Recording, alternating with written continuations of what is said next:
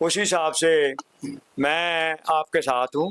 आपको ये ऐसी कोई चिंता करने कितना की है सर ये, कितना मैंने गिना मैंने नहीं। 11,000 रुपए का दिया। देखिए 11,000 सर ने दिए हैं और हम इनको हाथ जोड़ कर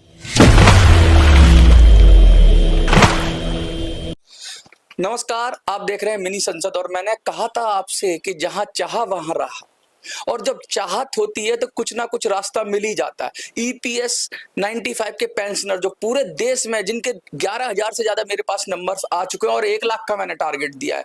आप तैयार हो जाओ दिल्ली आने के लिए, दिल्ली में आपकी व्यवस्था हो जाएगी। मैंने कहा ना 10,000 लोगों के लिए रोकने के लिए मैं व्यवस्था करूंगा, तो उस व्यवस्था के लिए मैं भाग रहा हूं, दौड़ रहा हूं।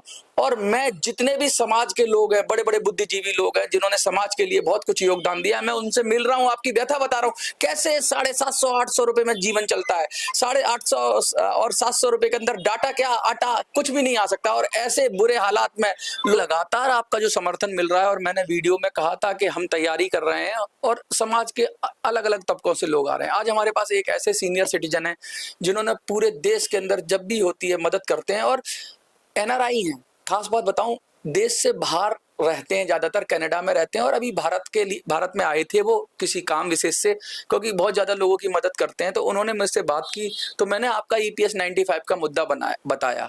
तो ये खुद एक पेंशनर हैं और इनको ये जानते हैं कि जो अपना जो जिंदगी दे देता है अपनी, तो बुढ़ापे में कितनी जरूरत होती है पैसे की। और 850 का जब मैंने बताया, 750 850 की पेंशन मिलती है, ईपीएफओ कितनी कम पेंशन देता है, तो इन्होंने कहा नहीं मनोज, इनके समर्थन के लिए खड़े हो जाओ और मैं तुम्हारी मदद करता हूं, और तुमको मैं देखूंगा, तुमको मैं परखूंगा कि तुम कितना लड़ रहे हो, उसी के हिसाब से मैं तुम्हारी हेल्प करूंगा। लेकिन मैं आपसे पहले परिचय करा दूं, उससे पहले मैं सर छोटा सा परिचय आपका, क्योंकि आप बहुत एक बैंकर भी रहे हैं, लेकिन अपना संक्षिप्त परिचय कि भाई कहाँ रहते हैं, क्या करते हैं। मेरा नाम गिरधारी लाल गिरधर है, मैं कनाडा में रहता हूँ, पेंशनर हूँ। वहाँ भी अभी भी इस उम्र में भी वहाँ थोड़ा पार्ट टाइम जॉब भी करता हूँ, लेकिन क्योंकि मेरा इंटरेस्ट बेसिकली इंडिया में है, मैं 2-4-6 महीने बाद आता रहता हूँ। तो अभी इस प्रवास के दौरान मनोज गुप्ता जी से बात हुई, इन्होंने बताया पेंशनर की बात, मुझे अच्छा लगा।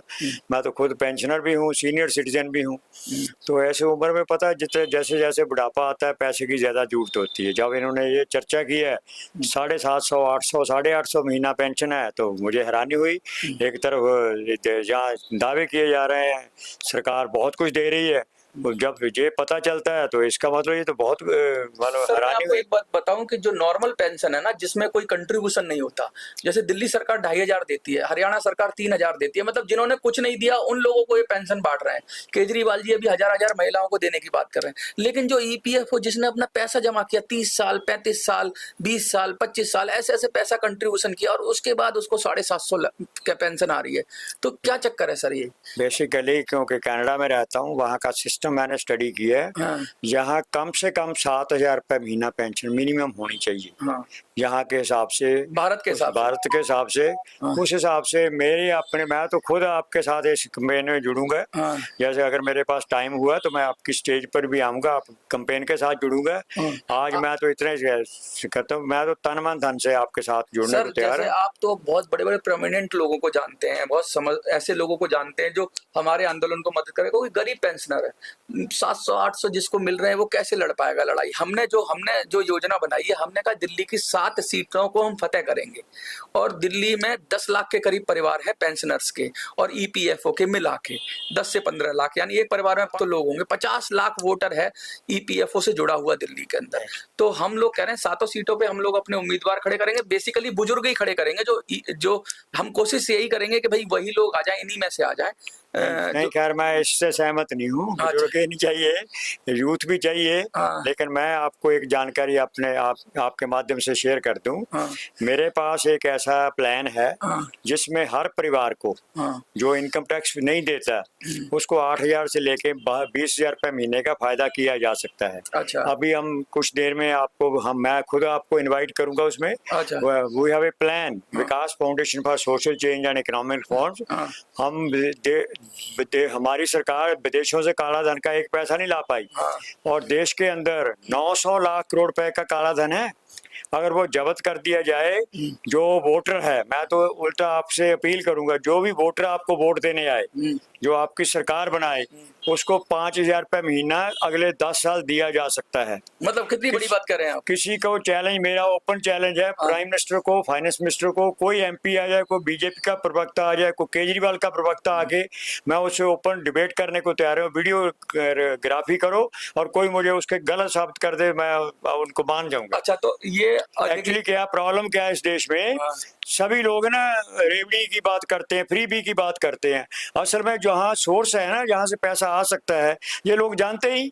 इस देश में 900 लाख करोड़ का भ्रष्टाचार का पैसा, टैक्स चोरों का पैसा, कमीशन खोरों का पैसा, घूसखोरों का पैसा, इतना पैसा है और काले धन की संपत्तियां हैं।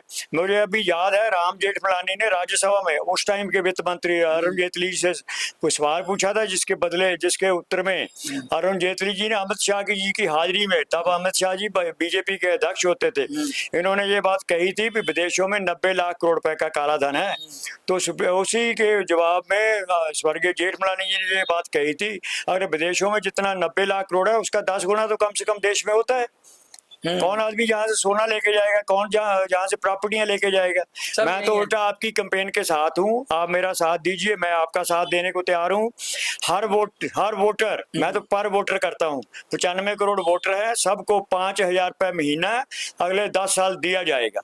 देखिए, बहुत बड़ी बात कर रहे हैं और शायद इनका तो जो मुद्दा है वो देशव्यापी मुद्दा है, लेकिन हम अभी EPS 95 पर इनकी सपोर्ट मांग रहे हैं और इन्होंने अपनी सपोर्ट देने का वादा किया है। इनका मुद्दा भी हम समझेंगे आगे, इनको वीडियो में मैं इनवाइट करूंगा, क्योंकि जो चीज जो ये कह रहे हैं उसको और ज्यादा हम डेप्थ में समझेंगे और आप सबकी अनुमति लूंगा मैं। अगर आप सब कहेंगे कि इनके मुद्दे भी शामिल करने चाहिए तो फिर हम उसको पूरी तरीके से शामिल करेंगे और हम लड़ेंगे और हम जीतेंगे। और अभी हमारा छोटा दिल्ली का प्लान है, इनका बड़ा प्लान हो सकता है, पूरे देश का हो सकता है, लेकिन हमारा दिल्ली का है और हम दिल्ली फतेह करके श्रम मंत्रालय पे, हमने जैसे कहा श्रम मंत्रालय पे हमें कब्जा करना है, क्योंकि साथ हमारे जब MP होंगे तो हम किसी भी सरकार से बार्गेनिंग कर सकते हैं कि भाई हम तुम्हारी सरकार में तब शामिल होंगे जब हमें श्रम मंत्रालय दो, और श्रम मंत्रालय में जब हमारा श्रम मंत्री होगा तो हम अपने आप EPFO का फॉर्मूला करेक्ट कर लेंगे, सही कर लेंगे, जिससे पेंशन बढ़ जाएगी। आज जैसे आपने इतनी बड़ी बात कही, देश का जो भी हाल है, आज आप, हाँ, ये जो बुजुर्ग पेंशन आपको देख रहे हैं, इनको क्या मदद देना चाहेंगे? अगर देखो, मैं पहले भी बोला था, अब भी बोलता हूँ, तन मन धन से मैं सपोर्ट करूंगा और आपके साथ चलूंगा। और आदर मेरा तो सीनियर सिटीजन से निवेदन है, पेंशनर से, अगर आपके पास है, हर व्यक्ति के पास 2-4 उसकी रिश्तेदारी में परिवार होते हैं, आप अपने परिवारों को भी साथ लीजिए और इस कैंपेन का हिस्सा बनिए। मैं अपनी तरफ से आज मैं ये कह रहा हूँ, मेरी तरफ से आज मैं फर्स्ट इंस्टॉलमेंट ये मैं कैश दे रहा हूँ इनको, मेरा इससे पहली किस्त है। आगे जैसे जैसे कैंपेन चलती रहेगी, बढ़ती रहेगी, जोड़कर इनका बहुत बहुत धन्यवाद करते हैं कि ये 11,000 नहीं है, ये 11 लाख है हमारे लिए, ये 11 करोड़ है हमारे लिए, क्योंकि ये 11,000 से ना हम आज हमारी शुरुआत हो गई है, हम जंग लड़ेंगे और ऐसे लोग आएंगे हमारे साथ जो हमारी मदद करें। ऐसे चाहे वो कोई भी हो जो देश में भला चाहते, जो पेंशनरों का दुख दर्द देखा नहीं जा रहा, बर्दाश्त नहीं हो रहा। आज 11,000 मिले हैं, कल हमें लगता है कि 11 लाख भी मिलेंगे और हम लड़ेंगे और जीतेंगे। अब इरादा हमारा पक्का है। मैं तो इस बात से, मेरे पास अपना एक डेटा है, भाई जो सरकार है उसकी ड्यूटी है, दायित्व है, उसकी रिस्पॉन्सिबिलिटी है, जो बच्चा देश में जन्म ले उसकी अच्छी सेहत के लिए, उसकी अच्छी खुराक के लिए, उसकी माँ की खुराक के लिए उसकी व्यवस्था होनी चाहिए। और उसके बाद जो इंसान जिसने 60 साल दिए हैं उसको 10 साल अगर 1,000 रुपये महीना भी देते तो भी 1,20,000 रुपये बनता है। 10 साल का कितना बनता है? कुछ भी नहीं बनता। जिस आदमी ने सारी उम्र मेहनत की है, देश के लिए प्रोडक्टिविटी पैदा की है, इतने एसेट्स बनाए, जिसके कारण हमें वो सारी फैसिलिटीज मिली है, सहूलत मिली है, ये तो सरकार की ड्यूटी की है, हमारी समाज की ड्यूटी बनती है। मैं तो I feel it's my duty, so I am coming forward. मैं कोई आसान नहीं कर रहा है, ये हर व्यक्ति का फर्ज बनता है जो इतनी बातें करते हैं, भाई हम समाज के लिए ये करते हैं, हमने वो कर दिया। मुझे तो शर्म महसूस हुई जिस टाइम मुझे ये पता चला भी जिस आदमी ने 30 साल 35 साल समाज से देश के लिए दिए, अपना कार्य किया, सर्विस की, उसको 700 रुपये महीना मिले, 800 रुपये महीना मिले, ये तो शर्म की बात है। डूब भरना चाहिए। सरकार मेरा तो अपना निवेदन है भी मैं तो चाहता हूँ अकेले सीनियर सिटीजन नहीं, ये इनके बच्चे भी हैं, इनके रिश्तेदार भी हैं, क्या आप सब देशवासी दिल्ली वासियों का क्या, मैं तो देशवासियों को अपील करूंगा, आप सबकी ये रिस्पॉन्सिबिलिटी बनती है, इनका समर्थन कीजिए, इनकी जायज मांगनी इनका राइट है, मैं इसको मांग नहीं समझता, ये जो contribution सरकार की के लिए शर्म की बात है और सरकार को ये मानना चाहिए हर हालत। मैं इसके लिए आपके साथ समर्थन देने के तैयार हूं। बहुत बहुत शुक्रिया आपका गिरधारी जी, जो आपने हमें आज ये समर्थन दिया। ये एक बूंद ना समंदर के बराबर है और हम लड़ेंगे और जीतेंगे। सब लोग लिख दो शुक्रिया, सब लोग थैंक्स लिख दो। जो भी लोग इंग्लिश में लिखेंगे थैंक्स लिखेंगे, थैंक्स गिरधारी जी लिख देंगे, और जो हिंदी में लिखेंगे वो शुक्रिया गिरधारी जी लिख दीजिए। कम से कम हम उनका जो हमें मदद कर रहा है उसका शुक्रिया। नहीं सर, देखिए हमारा फर्ज है, आप सब कमेंट में लिखिए। ये 11,000 नहीं है, हमारे लिए 11 लाख है। टैक्स लेने के लिए नहीं किया, इट्स पार्ट ऑफ मेरा अपना कॉन्शियस मुझे बोलती है मुझे ये करना चाहिए, दिस ड्यूटी। देख